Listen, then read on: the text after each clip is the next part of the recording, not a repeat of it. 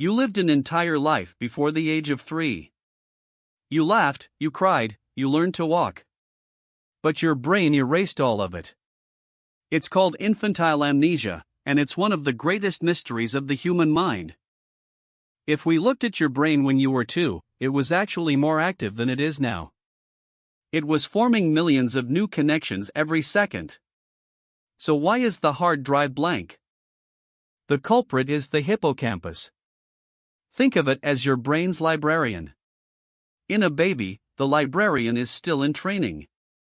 It can help you learn how to walk, but it isn't very good at filing away exactly where or when you did it.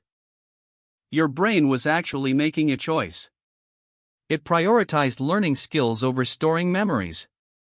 It needed to learn how the world works, how to speak, and how to survive. Storing what you had for lunch on a Tuesday in 2023 just wasn't important. As you grew, your brain went through a process called pruning. It deleted the weak connections to make room for stronger, more complex ones.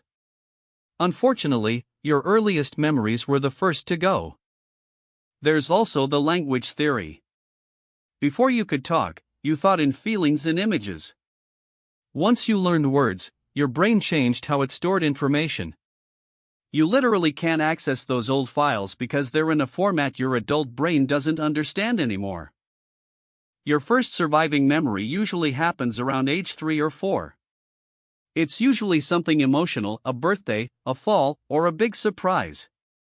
These are the first files that finally made it past the librarian. You might not remember those first few years, but they built the person you are today. Every laugh and every tear is still there, woven into your personality, even if the pictures are gone. Do you remember your very first memory?